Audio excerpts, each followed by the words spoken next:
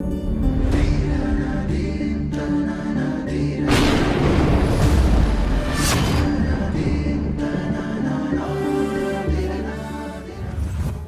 ಗುರುಭ್ಯೋ ನಮಃ. ಹರಿ ಓಂ. ನಾವು ನಿಮ್ಮ ಸಾಗರ್ ಗುರುಜಿ. ಕುಜದೋಷ ಅಥವಾ ಮಂಗಳ ದೋಷ, ಈಗ ಹುಟ್ಟುವ ಶೇಕಡ ಭಾಗ 35% ಜನರಿಗೆ ಈ ಕುಜದೋಷ ಅಥವಾ ಮಂಗಳ ದೋಷ ಅನ್ನೋದು ಸರ್ವೇ ಸಾಮಾನ್ಯ ಮತ್ತು ಕಾಮನ್ ಆಗಿಬಿಟ್ಟಿದೆ ಈಗ. ಬಟ್ ಆದರೂ ಕೂಡ ಈ ಕುಜದೋಷಗಳು ಇದ್ದಲ್ಲಿ ಮತ್ತು ಅಥವಾ ಮಂಗಳ ದೋಷ ಇದ್ದಲ್ಲಿ ಸಾಕಷ್ಟು ವಿವಾಹದಲ್ಲಿ ತೊಂದರೆಗಳಾಗ್ತಾ ಇರುತ್ತೆ. ಅಂದರೆ ವಿವಾಹದಲ್ಲಿ ವಿಳಂಬಗಳು, ಮದುವೆಯಲ್ಲಿ ತುಂಬ ವಿಳಂಬ ಆಗ್ತಾ ಇರುತ್ತೆ. ಅಥವಾ ಯಾರೋ ಪ್ರೀತಿಯ ಪ್ರೇಮದಲ್ಲಿ ಇರ್ತಾರೋ ಈ ಕುಜದೋಷ ಅಥವಾ ಮಂಗಳ ದೋಷ ಇರೋದ್ರಿಂದ ಅಲ್ಲೂ ಕೂಡ ಅಪೋಸಿಷನ್ಗಳು ತುಂಬ ಜಾಸ್ತಿ ಆಗ್ತಾ ಇರುತ್ತೆ. ಅಥವಾ ನಿಮ್ಮ ವಯಸ್ಸು 30, 40 ಅಥವಾ 35 ವರ್ಷ ಆದರೂ ಕೂಡ ಎಷ್ಟೇ ಪ್ರಪೋಸಲ್ ಬಂದರೂ ಕೂಡ ನಿಮ್ಮ ಮಂಗಳ ದೋಷ ಇರೋದ್ರಿಂದ ಜಾತಕ ಮ್ಯಾಚ್ ಆಗ್ತಾ ಇರಲ್ಲ. ಮ್ಯಾಚ್ ಆದರೂ ಕೂಡ ಅಲ್ಲಿ ಹೊಂದಾಣಿಕೆ ಆಗದೆ ಅಲ್ಲಿ ನಿಮಗೆ ಕ್ಯಾನ್ಸಲ್ ಆಗ್ತಾ ಇರುತ್ತೆ. ಅಥವಾ ಮದುವೆ ಆದರೂ ಕೂಡ ಈ ಮಂಗಳ ದೋಷ ಇದ್ದಲ್ಲಿ ನಿಮಗೆ ಮದುವೆ ಆದ ನಂತರ ಕೂಡ ಸುಖವಾಗಿ ನೀವು ಜೀವನ ಮಾಡೋಕ್ಕೆ ಆಗ್ತಾ ಇರಲ್ಲ. ಈ ಕುಜದೋಷನ ಅಥವಾ ಮಂಗಳ ದೋಷ ನಾವು ಕಂಡುಹಿಡಿಯೋದು ಹೇಗೆ ಅಂತ ಹೇಳಿದರೆ, ನಿಮ್ಮ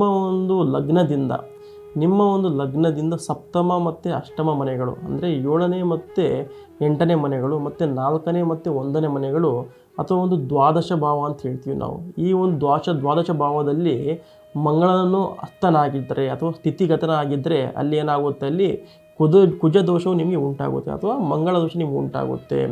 ಈ ಮಂಗಳ ದೋಷ ಉಂಟಾದ ಏನಾಗುತ್ತೆ, ಸಾಕಷ್ಟು ನಿಮಗೆ ಮೊದಲಿಗೆ ಹೇಳಿದಾಗೆ ವಿವಾಹದಲ್ಲಿ ವಿಳಂಬಗಳಾಗ್ತಾ ಇರುತ್ತೆ. ಎಷ್ಟೇ ಪ್ರಯತ್ನ ಮಾಡಿದ್ರೂ ಕೂಡ ನಿಮಗೆ ಮದುವೆಯಲ್ಲಿ ಅಡೆತಡೆಗಳು ತುಂಬ ಆಗ್ತಾ ಇರುತ್ತೆ. ಏನೇ ಮಾಡಿದ್ರೂ ಕೂಡ, ಎಷ್ಟೇ ಕಷ್ಟಪಟ್ಟರೂ ಕೂಡ, ನೀವು ಪ್ರಪೋಸಲ್ ಬಂದರೂ ಕೂಡ ನಿಮಗೆ ಮ್ಯಾಚ್ ಮೇಕಿಂಗ್ ಆಗ್ತಾ ಇರಲ್ಲ. ಗಡ ಕೂಡಗಳು ಕಮ್ಮಿ ಬರ್ತಾ ಇರುತ್ತೆ. ಒಬ್ಬೊಬ್ಬರು ಈ ಮಂಗಳ ದೋಷ ಇದ್ರೇ ಆ ಏನೋ ಜಾತಕನೇ ಕೆಟ್ಟದ್ದು ನೋಡುವ ಸ್ವಭಾವಗಳು ತುಂಬ ಇರುತ್ತೆ. ಸೊ ಅಂಥವರು ಈ ಸಿಂಪಲ್ ಆದ ತಂತ್ರಗಳನ್ನು ನೀವು ಮನೆಯಲ್ಲೇ ಮಾಡೋದ್ರಿಂದ ನಿಮ್ಮ ಮಂಗಳ ದೋಷ ಅಥವಾ ಕುಜದೋಷವು ನಿಮಗೆ ಸ್ವಲ್ಪ ಅಲ್ಪ ಮಟ್ಟಿಗೆ ನಿಮಗೆ ನಿವಾರಣೆ ಆಗುತ್ತೆ. ಏನಪ್ಪ ತಂತ್ರಗಳು, ಮನೆಯಲ್ಲಿ ಮಾಡೋ ತಂತ್ರಗಳು ಅಂತ ಹೇಳಿದ್ರೆ, ಸೊ ಅದಕ್ಕಿಂತ ಮುಂಚೆ ನಮ್ಮ ಚಾನಲ್ಗೆ ಮೊದಲ ಬಾರಿ ಬಂದಿದ್ದರೆ ಸಬ್ಸ್ಕ್ರೈಬ್ ಮಾಡಿ, ಶೇರ್ ಮಾಡಿ ಮತ್ತು ಲೈಕ್ ಮಾಡಿ. ಸೊ ಆ ತಂತ್ರಗಳನ್ನು ಯಾರು ಮಾಡಬೇಕು ಅಂದರೆ, ಯಾರು ಮದುವೆಯಲ್ಲಿ ವಿಳಂಬ ಆಗ್ತಾ ಇರುತ್ತೆ, ಸತಿಪತಿಗಳಿಗೆ ಯಾರು ಕಲಹಗಳಾಗ್ತಾ ಇರುತ್ತೆ, ಸಂತಾನದ ತೊಂದರೆಗಳಾಗ್ತಾ ಇರುತ್ತೆ, ಮತ್ತು ಪ್ರೀತಿ ಪ್ರೇಮದ ಯಾವ ಸಮಸ್ಯೆಗಳನ್ನ ಅನುಭವಿಸ್ತಿರ್ತೀರ ಅಂಥವರು ಈ ತಂತ್ರಗಳನ್ನು ಮಾಡಬೇಕಾಗುತ್ತೆ. ಮೊದಲನೇ ತಂತ್ರ ಏನಂತ ಹೇಳಿದ್ರೆ, ನೀವು ಶುಕ್ರವಾರದಂದು ನೀವು ರಾತ್ರಿ ಮಲಗುವಾಗ ಲೋಟದಲ್ಲಿ ಒಣ ಖರ್ಜೂರನ್ನು ಹಾಕ್ಬಿಟ್ಟು ಮಲಗಬೇಕಾಗುತ್ತೆ. ಅಂದರೆ ನಿಮ್ಮ ತಲೆಯ ಹತ್ತಿರ ಇಟ್ಕೊಂಡು ಮಲಗಬೇಕಾಗುತ್ತೆ. ಅದನ್ನು ನೆಕ್ಸ್ಟ್ ಮಾರನೇ ದಿನ ಶನಿವಾರ ಅದನ್ನು ಹೋಗ್ಬಿಟ್ಟು ದೇವಸ್ಥಾನದ ಹತ್ರ ಪವಿತ್ರವಾದ ವೃಕ್ಷದ ಬಳಿ ಆ ನೀರಿನ ಸಮೇತ ಆ ಒಣ ಖರ್ಜೂರ ನೀವು ಅಲ್ಲಿ ಬಿಡೋದ್ರಿಂದ ಅಥವಾ ಹರಿಯೋ ನೀರಿಗೆ ಬಿಡೋದ್ರಿಂದ ನಿಮ್ಮ ಅಲ್ಪ ಮಟ್ಟಿಗೆ ನಿಮ್ಮ ಕುಜದೋಷವು ನಿಮಗೆ ನಿವಾರಣೆ ಆಗುತ್ತೆ. ಎರಡನೆಯ ತಂತ್ರ ಏನು ಅಂತ ಹೇಳಿದರೆ, ನೀವು ಮದುವೆಯಾಗುವ ಮುಂಚೆ ಅಂದರೆ ಕನ್ಯೆಯರು ಸ್ತ್ರೀಯರಿಗೆ ವಿಷ್ಣುವಿನ ಜೊತೆಗೆ ವಿವಾಹವನ್ನು ಮಾಡಬೇಕಾಗುತ್ತೆ. ಈ ತಂತ್ರವನ್ನು ಮದುವೆ ಮಾಡುವಂಥ ಮುಂಚೆನೇ ಮಾಡಬೇಕಾಗುತ್ತೆ. ಇದು ನಿಮಗೆ ಕುಜದೋಷ ನಿವಾರಣೆ ಆಗುತ್ತೆ. ಮೂರನೆಯ ತಂತ್ರವಾಗಿ ಹೇಳ್ಬೇಕಂದ್ರೆ, ಇದನ್ನು ನೀವು ಕುಂಭ ವಿವಾಹ ಅಂತ ಹೇಳ್ತೀವಿ ನಾವು.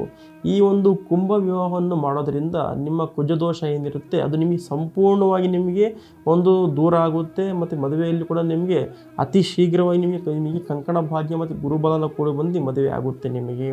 ಮತ್ತು ನಾಲ್ಕನೆಯಾದ ತಂತ್ರಗಳ ಬಗ್ಗೆ ಹೇಳ್ಬೇಕಂತ ಹೇಳಿದ್ರೆ, ಕುಜದೋಷ ಇರುವ ಯಾರು ಸ್ತ್ರೀ ಇರ್ತಾರೋ ಅವರು ಮಂಗಳನ ಯಂತ್ರವನ್ನು ಸದಾಕಾಲ ನಿಮ್ಮ ಜೊತೆಯಲ್ಲಿ ಇಟ್ಟುಕೊಂಡಿರಬೇಕಾಗುತ್ತೆ. ಈ ತಂತ್ರಗಳನ್ನು ನೀವು ಮಾಡೋದ್ರಿಂದ ನಿಮ್ಮ ಕುಜದೋಷವು ನಿಮಗೆ ಸಾಕಷ್ಟು ಪ್ರಮಾಣದಲ್ಲಿ ನಿವಾರಣೆ ಆಗುತ್ತೆ. ಯಾರಿಗೆ ಮದುವೆಯಲ್ಲಿ ವಿಳಂಬ ಆಗ್ತಿರುತ್ತೋ ಅವ್ರಿಗೆ ಅತಿ ಶೀಘ್ರವಾಗಿ ಅವರ ಕಂಕಣ ಭಾಗ್ಯ ಮತ್ತು ಗುರುಬಲ ಕೂಡಿ ಮದುವೆ ಕೂಡ ಆಗುತ್ತೆ. ಮತ್ತು ನಿಮ್ಮ ಪ್ರೀತಿ ಪ್ರೇಮದಲ್ಲಿ ಯಾವ ತೊಂದರೆ ಅಪೋಸಿಷನ್ಗಳಾಗ್ತಾ ಇರುತ್ತೆ, ಮದುವೆಯಲ್ಲಿ ತಂದೆ ತಾಯಿಯಿಂದ ಇರ್ಬೋದು ಅಥವಾ ಬೇರೆ ಕಡೆಯಿಂದ ಇರ್ಬೋದು ಅಥವಾ ಜಾತಿ ಧರ್ಮಗಳಿಂದ ಇರ್ಬೋದು, ಇಲ್ಲಿ ತೊಂದರೆಗಳಾಗ್ತಿರುತ್ತೋ ಅದು ಕೂಡ ಬೇಗ ನಿವಾರಣೆ ಆಗುತ್ತೆ.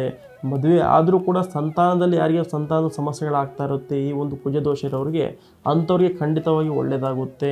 ಮತ್ತು ದಂಪತಿಗಳು ಯಾರು ಕಿರಿಕಿರಿ ಆಗ್ತಾ ಇರುತ್ತೆ, ಡೈವರ್ಸ್ ಪ್ರಾಬ್ಲಮ್ ತನಕ ಹೋಗಿರುತ್ತೆ ಈ ಕುಜದೋಷ ಇರೋರಿಗೆ, ಅಂಥವ್ರು ಈ ಸರಳ ತಂತ್ರಗಳನ್ನ ಮಾಡಿ ಖಂಡಿತವಾಗಿ ನಿಮಗೆ ಪರಿಹಾರ ಆಗುತ್ತೆ. ಇದಕ್ಕಿಂತ ನಿಮ್ಮ ಒಂದು ಜೀವನದಲ್ಲಿ ಯಾವುದೇ ಒಂದು ಸಮಸ್ಯೆಗಳಿದ್ದರೆ, ಹಣಕಾಸಿನ ಸಮಸ್ಯೆ ಇರ್ಬೋದು, ವಿದ್ಯಾಭ್ಯಾಸದಲ್ಲಿ ತೊಂದರೆಗಳಿರ್ಬೋದು, ಅಥವಾ ನಿಮ್ಮ ಒಂದು ಫೈನಾನ್ಷಿಯಲ್ ಪ್ರಾಬ್ಲಮ್ ಇರ್ಬೋದು, ಉದ್ಯೋಗದ ಸಮಸ್ಯೆ ಇರ್ಬೋದು, ಏನೇ ನಿಮ್ಮದು ಕಠಿಣವಾದ ಸಮಸ್ಯೆಗಳಿದ್ದರೆ ಈ ಒಂದು ನಮ್ಮ ನಂಬರ್ಗೆ ಒಂದು ಕರೆ ಮಾಡಿ. ಇದು ಇವತ್ತಿನ ವಿಚಾರವಾಗಿತ್ತು. ಹರಿ ಓಂ.